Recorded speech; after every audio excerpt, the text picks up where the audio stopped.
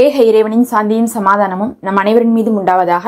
எல்லா புகழும் இறைவன் ஒருவனுக்கே. நம்ம தினமுமே ஒரு படிப்பினை தரக்கூடிய ஈமானிய நிகழ்வை பார்த்துட்டு வரோம். இன்னைக்கு அந்த வரிசையில பாத்தீங்கன்னா ஒரு முக்கியமான நிகழ்வை தான் பார்க்க போறோம். மக்காவில் இருக்கக்கூடிய ஜம்ஜம் தண்ணி பாத்தீங்கன்னா நிறம் மாறி இருக்கு. அதை அங்க இருக்கிறவங்களே குடிக்க போகும்போது பார்த்துட்டு அதிர்ச்சி அடைந்து தகவலை வெளியே சொல்லியிருக்காங்க. என்ன சம்பவம் நடந்திருக்குது அப்படிங்கிறதை பார்க்கலாம். நமக்கு ஜம்ஜம் தண்ணிங்கிறது ஒரு சாதாரண ஒரு தண்ணி கிடையாது. நமக்கு பாத்தீங்கன்னா மத ரீதியாகவும் அது ரொம்பவே கனெக்டான ஒரு விஷயம். அதற்கு சொல்லிட்டு 5000 வருட வரலாறு இருக்கு.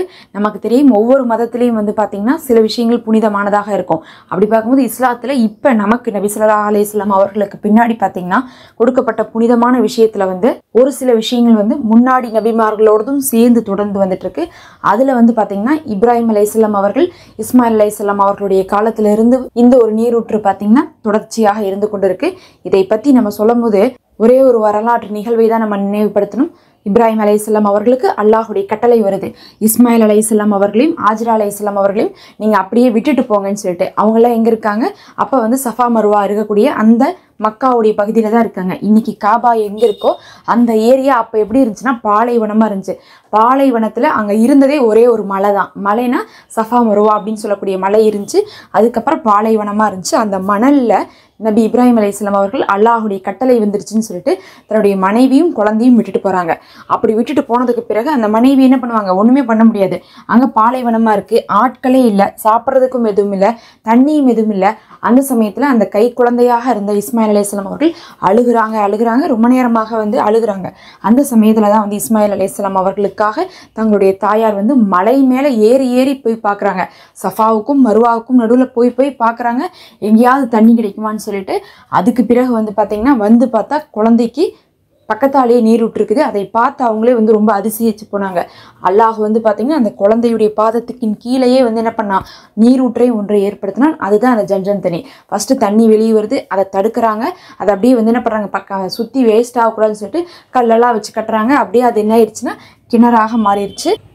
அதுக்கு பிறகுதான் பாத்தீங்கன்னா அங்க மக்கள் கூட்டமே குவிறாங்க. ஏன்னா தண்ணி இல்லாத இடத்துல எந்த ஒரு சமுதாயமும் வாழ முடியாது. எல்லா மனிதர்களுக்கும் தினமும் தேவையானது தண்ணி தான். அதனால எப்பயுமே பாத்தீங்கன்னா ஆதி காலத்துல எல்லாம் ஆற்றோரமாகத்தான் நிறைய சமுதாய மக்கள் வாழ்ந்திருப்பாங்க. அப்படி பார்க்கும்போது அங்க பாலைவனத்துல யாரும் வாழ்ந்திருக்க மாட்டாங்க. அங்க தண்ணி வந்ததுக்கு பிறகுதான் அந்த தகவல் தெரிஞ்சு அங்க வியாபாரம் செய்ய வந்தவங்களும் என்ன பண்ண ஆரம்பிச்சுறாங்க, அதை சுத்தி வாழ ஆரம்பிச்சுறாங்க. அப்ப முதல்ல இருந்தது ஆஜ்ரா நாயகி அவர்கள் மட்டும்தான் இருக்கிறாங்க. அதுக்கு பின்னாடி பாத்தீங்கன்னா அங்க மக்கள் இந்த தண்ணிக்காகவே என்ன பண்றாங்க, கூட்டம் கூட்டமாக குவிறாங்க. அதுக்கு பிறகுதான் என்ன ஆகுது, மக்கா அப்படிங்கிறது டெவலப் ஆகி ஃபுல்லாவே என்ன ஆயிடுது, அது ஒரு ஊராவே பில்ட் ஆகுது. அதுக்கு காரணமே அந்த ஜம்ஜம் தண்ணி தான். அப்போ ஒரு ஜம்ஜம் தண்ணி தான் ஒரு மக்காவையே உருவாக்கி இருக்குன்னு நம்ம சொல்லலாம். அதே நேரத்துல இந்த ஜம்ஜம் தண்ணி எந்த அளவுக்கு சிறப்போ அதை விட சிறப்பு அல்லாஹுடைய இல்லமான காபா. அது எங்க இருக்கு? அங்கேயே இருக்குது. ஆனா எப்ப இருந்துச்சுன்னு பாத்தீங்கன்னா ஆதம் அலைஹிஸ்ஸலாம் அவருடைய காலத்திலேயே அல்லாஹ் கொடுத்துட்றான். ஆனா கொடுத்துட்டாலும் அதுக்கு பிறகு அது நிறைய இயற்கை பேரிடர்கள்னாலையும் சரி யாரும் பராமரிக்காம அது அழிக்கப்பட்டுருது. ஆனா அதனுடைய அடித்தளம் மட்டும் அந்த இடத்துல இருந்துட்டு இருக்குது. அந்த சமயத்துலதான் இப்ராஹிம் அலைஹிஸ்ஸலாம் அவர்களுக்கு கட்டளை வருது. அவங்க திரும்பி அவங்களுடைய மகனை பார்க்க வராங்க. அதுக்கு பிறகு அந்த இடத்துல காபாவை கட்டுறாங்க. ஜம்ஜம் தண்ணியை எடுத்து காபாவை கட்டுறாங்க. சுபஹானல்லாஹ். இப்ப அங்க என்ன இருக்குது? ஜம்ஜம் தண்ணி கிணறு இருக்குது. இந்த பக்கம் பார்த்தா சஃபா மருவா மலை இருக்குது. அதுக்கப்புறம் என்ன பண்றாங்க, காபாவை கட்டுறாங்க. காபாவை கட்டும் போது அல்லாஹ் என்ன பண்றான், உடனே அஸ்வத் கல்ல அல்லாஹ் சொர்க்கத்திலிருந்து இறக்குறான். அப்ப காபாவில் ஹஜருல் அஸ்வத் கல் வைக்கப்படுது. அப்ப பாத்தீங்கன்னா அந்த மக்காவில் மஸ்ஜிதுல் ஹரம்ல உள்ள போயிட்டீங்கன்னா காபா, அஸ்வத் கல்லு, அதுக்கப்புறம் பக்கத்தாலேயே கிணறு, அதுக்கு பக்கத்தாலேயே சஃபா மருவா மலைன்னு சொல்லிட்டு எல்லாமே சிறப்பு மிகுந்த ஒரு 4 விஷயங்களை அல்லாஹ் அந்த ஒரே ஒரு இடத்துல மட்டுமே வச்சிருக்கான். அந்த ஒரு பில்டிங்குள்ள நீங்க போயிட்டீங்கன்னா இந்த 4 விஷயத்தை என்ன பண்ணலாம், நீங்க பார்க்கலாம். அதுல பாத்தீங்கன்னா ஜம்ஜம் தண்ணிங்கிறது நமக்கே தெரியும் நோய் நிவாரணையாக இருக்கு. அங்க போறவங்க எல்லாம் நமக்கு கொண்டு கொடுப்பாங்க. நமக்கே தெரியும் அங்க யாரெல்லாம் போனாலும் எல்லாரும் என்ன பண்ணுவாங்க, கண்டிப்பா ஜம்ஜம் தண்ணி தான் கொண்டு வந்துகிட்டே இருக்கிறாங்க. இன்னும் எத்தனை வருஷமா கொண்டு வந்துட்டு இருக்காங்க சொல்லுங்க. சுபஹானல்லாஹ். இன்னைக்கு நேத்து இல்ல, எப்போதுமே இதை செய்வாங்க. ஜம்ஜம் தண்ணிக்கு பாத்தீங்கன்னா எந்த நோய் இருந்தாலும் அதை நினைத்து விட்டு நீங்க குடிச்சீங்கன்னா அந்த நோய் சரியாயிரும். எந்த தேவை இருந்தாலும் அதை நினைத்து துவா செஞ்சுட்டு நீங்க குடிச்சீங்கன்னா உங்களுக்கு அந்த தேவை நிறைவேறிடும். நபி ஸல்லல்லாஹு அலைஹி வஸல்லம் அவர்கள் சொல்றாங்க, ஜம்ஜம் தண்ணி எதற்காக நியத் வைத்து நம்ம அதை அருந்துறோமோ அதுக்குரியதுன்னு இருக்காங்க. நீங்க எதுக்காக நியத் வச்சாலும் சரி அந்த ஒரு விஷயம் விஷயத்தை நிறைவேற்றக்கூடியதாக இருக்கனால ஜம்ஜம் தண்ணியை குடிக்காதவங்க இஸ்லாத்தில் யாருமே இருக்க மாட்டாங்க, அதை விரும்பாதவங்களும் யாரும் இருக்க மாட்டாங்க. யாராவது போயிட்டு இருந்தாலும் அதை வாங்கணும்னு தான் ஆசைப்படுவாங்க. அப்படி இருக்கும்போது பார்த்தீங்கன்னா இப்போ எத்தனை பேர் போயிட்டு இருக்காங்கன்னா கோடிக்கணக்கான மக்கள் போயிட்டு இருக்காங்க. அப்போ எல்லாம் வேற 1000 பேர் 1,00,000 பேர் போன இடத்துல இன்னைக்கு கோடிக்கணக்கான மக்கள் போயிட்டு இருக்காங்க. 365 நாளும் போகிறாங்க. ஹஜ்ஜு உம்ரான்னு சொல்லிட்டு வருஷம் ஃபுல்லாக வந்து என்ன ஆகிட்டு இருக்குது, உங்களுக்கு கூட்டம் வந்து கொண்டே இருக்கு. அதனால சவுதி கவர்மெண்ட் என்ன பண்ணுறாங்கன்னா, நம்ம இந்த கிணறை கொஞ்சம் எலாபரேட் பண்ணலாம், பெருசு பண்ணலாம், நமக்கு வந்து தண்ணி வந்து என்ன ஆகணும், இன்னும் அதிகமாக வரணுங்கிறதுக்காக கிணறை கொஞ்சம் எலாபரேட் பண்ணுறதுக்காக சயின்டிஸ்ட்லாம் கூப்பிட்டு அவங்க என்ன பண்ணுறாங்க, ஃபுல்லாக வந்து ஆராய்ச்சி செஞ்சுட்டு தான் வந்து அந்த கிணறை வந்து என்ன பண்ணுறாங்க, கொஞ்சம் கூட டிஸ்டர்ப் பண்ணாமல் நம்ம எலாபரேட் பண்ணலாம்னு நினைக்கிறாங்க. ஏன்னா இதுக்கு முன்னாடி என்ன ஆயிடுச்சுன்னா ஒரு தடவை கிணறு விழுந்துருச்சு. அப்படியே சரிஞ்சு என்ன ஆயிரும்னா மேலே இருக்கக்கூடிய அந்த செவுரு அந்த சைடில் இருக்கிறதெல்லாம் விழுந்துடும். அதுக்கு பிறகு என்ன பண்ணாங்கன்னா மறுபடியும் கிணறு தோண்டினாங்க. இந்த நிகழ்வு எப்போ நடந்துச்சுன்னு பார்த்தீங்கன்னா நபி ஸல்லல்லாஹு அலைஹி வஸல்லம் அவருடைய காலத்திலே நடந்திருக்குது.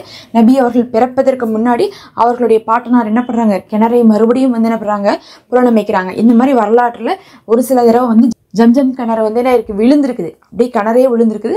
அதுக்கு பிறகு அதை என்ன பண்ணிருக்காங்க, அதை வந்து புனரமைத்திருக்காங்க. அதனால வந்து சவுதியை பொறுத்தளவுக்கு ரொம்ப பார்த்து என்ன பண்ணாங்க, அந்த கிணறு ஒன்றும் பண்ணாமல், ஏன்னா எல்லாரும் ஹஜ்ஜுக்கும் உம்ராக்கும் வந்துட்டு இருக்காங்க, இந்த சமயத்தில் நம்ம எதுவும் பண்ணக்கூடாதுன்னு சொல்லிட்டு பார்த்து என்ன பண்ணுறாங்க, சயின்டிஸ்ட்லாம் வச்சு செய்கிறாங்க.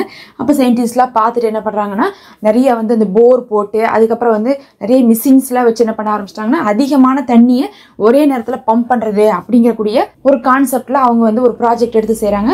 அப்போ என்ன பண்ணுறாங்கன்னா நிறைய ரசாயன கலவைகள் வந்து யூஸ் பண்ண வேண்டியதாக இருக்குது. ஏன்னா கெமிக்கல்ஸ் யூஸ் பண்ணாமலாம் வந்து சாதாரணமாக எந்த காரியத்தையும் செய்ய முடியாது. அப்போ வந்து என்ன பண்ணுறாங்க, கெமிக்கல்ஸ் நிறைய யூஸ் பண்ணி தான் என்ன பண்ணுறாங்கன்னா அதை வந்து கொஞ்சம் எலாபரேட் பண்ணுறாங்க, அந்த கிணறை அதாவது விரிவாக்கம் பண்ணுறாங்க. எலாபரேட்னா விரிவாக்கம் பண்ணுறாங்க. அந்த சமயத்தில் என்ன இருக்குன்னா விரிவாக்கம் பண்ணும்போது அங்கே வந்து ஜும்மா தொழுதுட்டு எப்போ போல் வந்து தண்ணி குடிக்கிறதுக்காக அங்கே தண்ணி இருக்கும், போய் குடிச்சிட்டே வருவாங்க. பொதுவாகவே அங்கே வாலண்டியர்ஸ் இருப்பாங்க. அவங்க என்ன பண்ணுவாங்கன்னா யார் தண்ணி கேட்டாலும் கொடுத்துட்டே இருப்பாங்க. அங்கே பைப்லேயும் தண்ணி வரும், அதை போய் பிடிப்பாங்க. அப்பா வந்து என்ன பண்ணியிருக்காங்க, ஜும்மா நாளில் தொழுதுட்டு என்ன பண்ணியிருக்காங்க, சாதாரணமாக வந்து தண்ணி குடிக்க போயிருக்காங்க. தண்ணி குடிக்க போனால் தண்ணியுடைய நிறம் வந்து பார்த்திங்கன்னா நார்மலாக இல்லாமல் ஒரு மாதிரி பழுப்பு நிறத்தில் வந்திருக்குது. அதை பார்த்துட்டு அதிர்ச்சி அடைஞ்சிருக்காங்க. அதுக்கு பிறகு தான் வந்து பார்த்தீங்கன்னா சவுதி கவர்மெண்ட் வந்து அந்த சமயத்தில் தான் அதை எலாபரேட் பண்ணியிருக்காங்க. இதை வந்து சவுதி கவர்மெண்ட் எதையுமே தெரிவிக்கல. ஆனால் அதுக்கு பிறகு அந்த நார்மல் கலருக்கு திரும்பி இருக்குது. கொஞ்ச நேரம் மட்டும் அந்த கெமிக்கல்லாம் யூஸ் பண்ணனால ஆரம்பத்தில் வந்து அதிகப்படியான தண்ணி மட்டும்தான் அந்த நிறத்தில் வந்திருக்குது. ஆனால் அந்த சமயத்தில் அந்த ஜும்மா தொழுதுட்டு போய் குடிச்சு பார்த்துருப்பாங்கள்ல, குடிக்கலான்னு போயிருப்பாங்களே, அவர்கள் வந்து ரொம்பவே அதிர்ச்சி அடைஞ்சிருக்காங்க. அவங்க மூலமாக தான் தகவல் என்ன இருக்குன்னா வெளியே தெரிய வந்திருக்கு. ஒரு சிலர் வந்து பார்த்திங்கன்னா அதை வந்து ஜம்ஜம் தண்ணி ரத்த கலராக வந்துச்சுன்னு சொல்லிட்டுலாம் போட்டிருந்தாங்க. அது வந்து கொஞ்சம் ஹைப் பண்ணுறதுக்காக அவங்க போட்டிருக்காங்களோ தவிர அது வந்து ஒரு பழுப்பு நிறத்தில் வந்து கலங்கனாப்பில் வந்திருக்கு. எப்பயுமே கிளியராக இருக்கும், ஆனால் கலங்கனாப்பில் ஒரு பழுப்பு நிறத்தில் வந்திருக்குது. அது அந்த கெமிக்கல்னாலையும் அப்படி எலாபரேட் பண்ணனாலையும் முதல் தடவை அந்த மாதிரி வந்திருக்கு. ஆனால் அரை மணி நேரத்தில் வந்து பார்த்திங்கன்னா அது அப்புறம் சரியாயிருக்கு. இன்றைக்கி வரையும் வந்து பார்த்திங்கன்னா அது வந்து சுத்தமான தண்ணியாக தான் இருந்துகிட்ருக்கு. அதில் எந்த ஒரு கலப்படமும் இல்லை. என்னதான் வந்து உலகத்தில் இருக்கக்கூடிய மற்ற தண்ணியெல்லாம் டேஸ்ட்டாக இருந்தாலும் ஜம்ஜம் தண்ணி வந்து பார்த்திங்கன்னா கொஞ்சம் சப்பையாக தான் இருக்கும். ஆனாலும் அதில் இருக்கக்கூடிய இறை அதிசயம் இன்றைக்குமே உலக லெவலில் சயின்டிஸ்டால் கூட விவரிக்க முடியாத அளவுக்கு இருக்குது. சுபஹானல்லாஹ். உங்களுக்கு ஜம்ஜம் தண்ணி எவ்வளோ பிடிக்கும்னு சொல்லுங்கள். உங்களுக்கு ஜம்ஜம் தண்ணி பிடிக்கும்னா மாஷா அல்லான்னு கமெண்ட் பண்ணுங்கள். நம்ம அடுத்த ஒரு காணொலியில் பார்க்கலாம். மறக்காமல் சப்ஸ்கிரைப் பண்ணி இந்த வீடியோவுக்கு ஒரு லைக் கொடுங்க. அஸ்ஸலாமு அலைக்கும்.